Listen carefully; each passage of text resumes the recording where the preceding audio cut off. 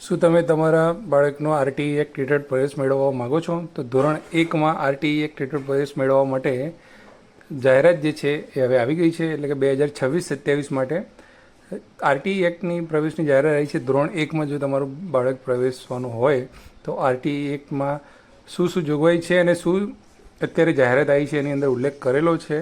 તો તમામ જાણકારી છે વિડીયોમાં તમને મળી રહેવાની છે કે તમારું બાળક કઈ કેટેગરીમાં આવે છે અને એના માટે તમારે કયા કયા ડોક્યુમેન્ટની જરૂર પડશે, શું પ્રોસેસ હોય છે, તમામ માહિતી તમને વિડીયોમાં મળી રહેશે. એજ્યુકેશન વિથ જિગ્નેશ ચેનલમાં તમારું સ્વાગત છે ને હું છું જિગ્નેશ. તો અહીંયા તમે જોઈ શકો છો કે આરટીઈ એક્ટ 2009 અન્વયે શૈક્ષણિક વર્ષ 2026-27માં નબળા અને વંચિત જૂથોના બાળકોને વિનામૂલ્યે ધોરણ 1માં પ્રવેશની જાહેરાત જે છે હવે શિક્ષણ વિભાગ દ્વારા જે છે એ આપી દેવામાં આવી છે. તો અહીંયા ઉલ્લેખ કરેલો જ છે ને બધા તમે જાણતા જ હશો કે ગુજરાત સરકાર દ્વારા the right of children to free and compulsory education act 2009ની કલમ 12(1) હેઠળ જે બિન અનુદાનિત ખાનગી પ્રાથમિક શાળાઓમાં પણ 25% મુજબ જે છે એ વિનામૂલ્યે ધોરણ 1માં જે પ્રવેશ આપવામાં આવે છે એની જે વાત કરવામાં આવી છે કે તે ખાનગી પ્રાથમિક શાળા જે હોય છે એની અંદર પણ 25% સીટો જે છે એ આરટીઈ એક્ટ હેઠળ રાખવામાં આવે છે અને તેમાં તમે તમારા બાળકને ખાનગી શાળામાં પણ ભણાવી શકો છો. અહીંયા શરત એ છે કે 1 જૂન 2026ના રોજ 6 વર્ષ પૂર્ણ કરેલા હશે એવા જ બાળકોને જે છે આરટીઈ હેઠળ પ્રવેશ મળશે. તો ખાસ યાદ રાખજો, 1 જૂન 2026 6 વર્ષ પૂરા થયેલા હોવા જોઈએ તો જ જે છે એ પ્રવેશ મળવા પાત્ર છે. હવે અહીંયા જે પ્રવેશ આપવામાં આવે છે એમાં પણ એક પ્રકારની અગ્રતા નક્કી કરેલી હોય છે કે કેવા બાળકોને અગ્રતા આપવામાં આવે છે. જે પણ લિસ્ટ તૈયાર થાય છે, ફોર્મ જે તમે ભરો છો એમાંથી જો નીચે પ્રમાણેની કેટેગરી કે હોય અહીંયા બતાવવામાં આવી છે કે અનાથ બાળક હોય એ પ્રમાણેનો જે છે અગ્રતા ક્રમ આપવામાં આવે છે તો એમને પહેલાં લેવામાં આવે છે. બીજી કેટેગરી જે સંભાળ અને સંરક્ષણની જરૂરિયાતવાળું બાળક છે, બાલગૃહના બાળકો છે, બાળ મજૂર કે સ્થળાંતરિત મજૂરના બાળકો છે, મંદબુદ્ધિવાળા એટલે કે CWSN-વાળા બાળક જે છે એવા છે, ARTSR સારવાર લેતા હોય એવા બાળકો છે, શહીદ જે થઈ ગયેલા હોય લશ્કરમાં એવા પોલીસ જવાનના જે બાળકો જે છે એ પ્રમાણેની જે છે અલગ અલગ બધી કેટેગરી કરવામાં આવી છે. જે BPL યોજના હેઠળના કુટુંબો જે છે એમના બાળકો જે છે, SC/STના બાળકો જે છે, એવી રીતે અલગ અલગ પ્રકારની 13 પ્રકારની જે છે એ કેટેગરી જે છે એ નક્કી કરવામાં આવેલી છે. અને બીજી સૂચના અહીંયા લખેલી છે કે આ જે વેબસાઇટ જે છે અહીંયા તમે જોઈ શકો છો RTE.org.gujarat.com આ વેબસાઇટ ઉપર 4/4/2026 એટલે કે શનિવારથી લઈને 17/4/26 શુક્રવાર સુધી જે છે પ્રવેશ ફોર્મ ભરી શકાશે અને તમામ વિગતો જે છે એ વેબસાઇટ ઉપર મૂકેલી જ છે. તો કઈ કેટેગરીના બાળક માટે કયા ડોક્યુમેન્ટ જોઈશે એની આપણે આગળ ચર્ચા કરીએ. અને ખાસ અહીંયા જે કહેવામાં આવ્યું છે કે ઓનલાઈન ફોર્મની જે પ્રિન્ટ જે છે એ વાલીએ પોતાની પાસે રાખવાની છે કે ઓનલાઈન ફોર્મ ભરેલ જે છે એ કોઈ જગ્યાએ જે છે જમા કરાવવા જવાનું રહેશે નહીં. તો ખાસ આપણે હવે ડોક્યુમેન્ટની વાત કરીએ એ પહેલાં આપણે આરટીઈ પ્રવેશ પ્રક્રિયા શું છે એ જોઈ લઈએ. કે ઓનલાઈન અરજી તમે જ્યારે કરો છો એની બાદ જે છે એ જિલ્લા દ્વારા એની ચકાસણી થતી હોય છે અને જિલ્લાની ટીમ દ્વારા એની મંજૂરી થતી હોય છે. ત્યારબાદ સીટ ફાળવણી એટલે કે ઓનલાઈન જ તમને જે છે શાળા ફાળવવામાં આવે છે અને સીટ ફાળવવામાં તમને આવે છે અને એનો પ્રવેશપત્ર જે છે પ્રિન્ટ જે છે એ તમારી વેબસાઇટ ઉપરથી ઓનલાઈન ડાઉનલોડ કરવાનો હોય છે અને પછી જે છે એ શાળામાં દસ્તાવેજો સાથે તમારે સબમિટ કરાવવાનો હોય છે અને તમારો પ્રવેશ પાક્કો થાય છે. હવે આપણે ડોક્યુમેન્ટની વાત કરીએ તો એ કેટેગરી પ્રમાણે સામે કયા કયા ડોક્યુમેન્ટ જોઈશે એ આપેલું છે.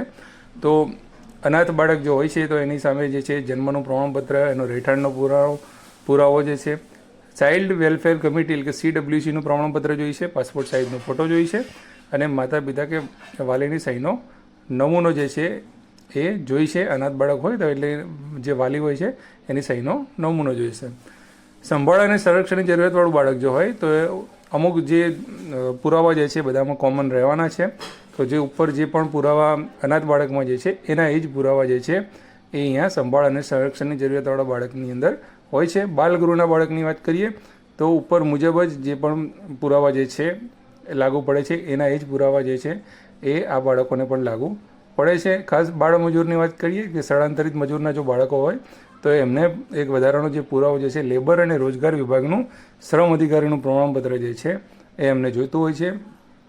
હવે વાત કરીએ મંદ બુદ્ધિના બાળકો જે છે, સેબ્રેસી પાલ્સી ધરાવતા બાળકો હોય, ખાસ જરૂરિયાતવાળા બાળકો જેને કહેવામાં આવે છે કે દિવ્યાંગ બાળકો જેને કહેવામાં આવે છે, એમને ઉપરના જે જન્મનું પ્રમાણપત્ર છે, રહેઠાણનો પુરાવો છે અને પાસપોર્ટ સાઇઝનો ફોટો અને માતા પિતા કે વાલીની સહીનો નમૂનો તો છે જ. એ સિવાય સિવિલ સર્જનનું પ્રમાણપત્ર જે હોય છે 40% કે તેથી વધુ ટકાવારી ધરાવતા બાળકો માટે હોય છે. એટલે ખાસ કરીને જે વિકલાંગ દિવ્યાંગતાનો જે ટકાવારી હોય છે એમાં 40%થી ઉપર હોય તો જ એનો જે લાભ જે મળતો હોય છે. તો અહીંયા દિવ્યાંગની અગ્રતા મેળવવા માટે 40%થી વધુનું પ્રમાણપત્ર જે હોય છે સિવિલ સર્જનનું જે તે જિલ્લાનું, એ પ્રમાણપત્ર રજૂ કરવાનું રહેશે. તો એવા બાળકોને જે છે એ અગ્રતા આપવામાં આવશે. ત્યારબાદ ARTની જે થેરેપીની સારવાર લેતા એવા બાળકોમાં એમાં પણ સિવિલ સર્જનનું પ્રમાણપત્ર જોડવાનું રહેશે વધારાનું. પછી જે લશ્કરી અથવા તો અર્ધલશ્કરી જે પોલીસ દળના જવાનના જે બાળકો જે હોય છે, જે શહીદ થઈ ગયેલા જવાનના બાળકો, તો એમને જે છે એ ઉપરના જે ડોક્યુમેન્ટ જે છે એ તો 4 ડોક્યુમેન્ટ તો ખાસ લેવાના જ છે. એ સિવાય સંબંધિત ખાતાના સક્ષમ અધિકારીનો દાખલો પણ જે છે એ જોડવાનો થાય છે. ત્યારબાદ એવા બાળકો કે જે માતા પિતાને એકમાત્ર સંતાન હોય અને તે સંતાન માત્ર દીકરી જ હોય તેવી દીકરીઓ માટે જે છે ડોક્યુમેન્ટ જે છે ખાસ અહીંયા તમે જોઈ શકો છો કે જન્મનું પ્રમાણપત્ર, રહેઠાણનો પુરાવો, સક્ષમ અધિકારીનો એકમાત્ર દીકરી હોય એવું સિંગલ ગર્લ ચાઇલ્ડ હોવાનો દાખલો જે છે મેળવી લેવાનો છે. આવકનો દાખલો જે છે એ 1/4/2022 કે તે પછીનો જોઈશે અને પાન કાર્ડ જે છે એ પણ જોડવાનું છે જો હોય તો. છેલ્લા વર્ષનું ઇન્કમટેક્સ રિટર્ન જો ફાઇલ કરતા હોય તો, અને જો તમારે પાન કાર્ડ ન હોય તો તમારે એ જોડવાનું થાય છે. જે સેલ્ફ ડિક્લેરેશન અહીંયા તમે જે છે પાન કાર્ડ કે ઇન્કમટેક્સ ના ભરતા હોય તેના માટે, જેના પાસે ઇન્કમટેક્સ રિટર્નની ફાઇલ જે ભરતા નથી અને પાન કાર્ડ પણ ન હોય તો સેલ્ફ ડિક્લેરેશન જે છે એ તમારે નિયત આવક મર્યાદામાં જે આવતું હોય છે એ પ્રમાણેનું કરવાનું થાય છે. પાસપોર્ટ સાઇઝનો ફોટો અને માતા પિતાની સહીનો જે છે એ નમૂનો, એટલે કે આગળના ડોક્યુમેન્ટ જે છે એ એમના એમ જ રહેશે અને આટલા ડોક્યુમેન્ટ જે છે વધારાના કુલ 9 ડોક્યુમેન્ટ જે છે એ તમારે જોડવાના રહેશે.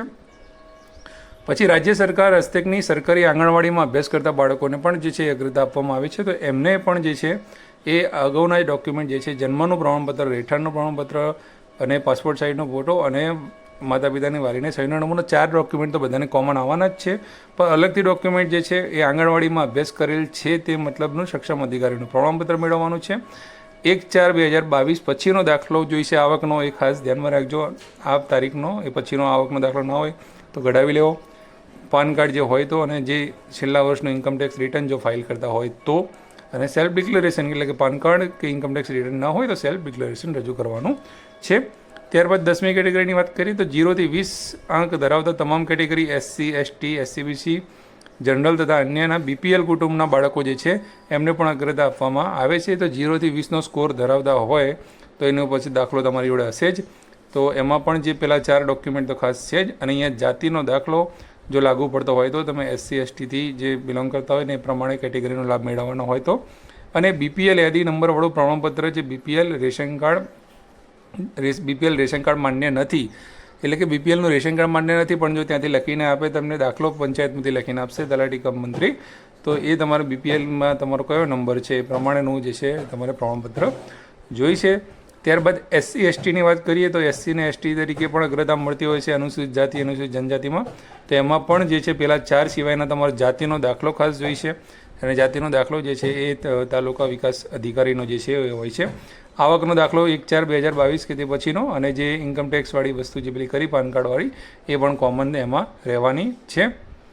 12મી જે કેટેગરી છે એ NTDNTમાં જે સામાજિક અને શૈક્ષણિક રીતે પછાત વર્ગના બાળકો જે આવે છે એમાં વિચરતી અને વિમુખ જાતિના જે બાળકો હોય છે એમના માટે જે ખાસ અહીંયા કેટેગરી જે છે એમને પણ જે અગાઉ જે કેટેગરી SC, STને જે પણ પ્રમાણપત્રો લાગુ પડે છે એમને પણ એ તમામ પ્રમાણપત્રો લાગુ પડે છે. જાતિનો દાખલો એમને પણ કઢાવવાનો હોય છે. એવી રીતે 13મી કેટેગરીમાં પણ એ પ્રકારનું જ છે જે ઉપર જે છે, પણ NTDNT હોવા અંગેનો જે વિચરતી અને વિમુખ જાતિના લોકો જે હોય છે એનો દાખલો જે છે એ હોય છે, એ તમે તાલુકા પંચાયતમાં જઈને કઢાવી શકો છો. અને ખાસ જે લાસ્ટ હવે કેટેગરીની વાત કરીએ, જનરલ કેટેગરી એટલે બિન અનામત કેટેગરીના જે હોય છે એમના માટે જે કોમન 4 ડોક્યુમેન્ટ આપણે કીધા, જન્મનું પ્રમાણપત્ર, રહેઠાણનો પુરાવો, પછી આવકનો દાખલો, અને પાન કાર્ડ બાબતમાં જે કહ્યું એ, એટલે કે આ તમામ ડોક્યુમેન્ટ એમને પણ જોઈશે. તો આ તમામ 14 પ્રકારની જે કેટેગરી છે ને કયા કયા ડોક્યુમેન્ટ જોઈશે એ છે. અરે આ બાબતમાં તમને એનો કોઈ સવાલ હોય કે કયા ડોક્યુમેન્ટમાં શું જોઈશે કેવી રીતે, તો તમે કોમેન્ટ બોક્સમાં જરૂરથી જણાવી શકો છો. અને આ વેબસાઇટની પણ તમે મુલાકાત કરી શકો છો. અને ખાસ સૂચના અહીંયા જે આપવામાં આવી છે તમે જોઈ લો, તો ઓનલાઈન ફોર્મમાં માત્ર ઓરિજિનલ ડોક્યુમેન્ટ અપલોડ કરવાના રહેશે. કે જ્યારે પણ તમે ઓનલાઈન ફોર્મ સાયબર કાફેમાંથી ગમે ત્યારે ભરાવો છો તો સ્કેન કરવાના થાય છે ડોક્યુમેન્ટ, ત્યારે ઝેરોક્સ કોપી સ્કેન કરવાની નથી, ઓરિજિનલ ડોક્યુમેન્ટ જ સ્કેન કરવાના છે. ઝાંખા ઝેરોક્સ કોપી અને ના વંચાય એવા ડોક્યુમેન્ટ અપલોડ થશે તો ફોર્મ રિજેક્ટ થશે, એટલે ખાસ ધ્યાનમાં રાખજો. જેપીજી અને પીડીએફ ફોર્મેટ ડોક્યુમેન્ટ અપલોડ કરવાના થશે. 450 કેબીથી ઓછી સાઇઝ જે છે એ રાખવાની રહેશે તો જ અપલોડ થશે. અને ખાસ જે રહેઠાણનો પુરાવો અપલોડ કરવાનો છે, અને જે લોકો પોતાનું મકાન ના હોય અને ભાડાના મકાનમાં રહેતા હોય તો જ એમને રજિસ્ટર જે છે એ ભાડા કરાર પણ જે પીડીએફ ફોર્મેટમાં અપલોડ કરવાનો રહેશે. અને વધારે જો એના પેજ હોય તો એક જ કમ્બાઇન્ડ પીડીએફ બનાવીને તમારે અપલોડ કરવાની રહેશે. તો ખાસ આ વાત કરી કે આરટીઈ ટેક્સ હેઠળ જે પણ પ્રવેશ મેળવવાનો છે કયા ડોક્યુમેન્ટ જોઈશે અને એનામાં શું મહત્ત્વ, એટલે કે એનું પોઈન્ટ કયા ધ્યાનમાં રાખવાના છે એની વાત કરી.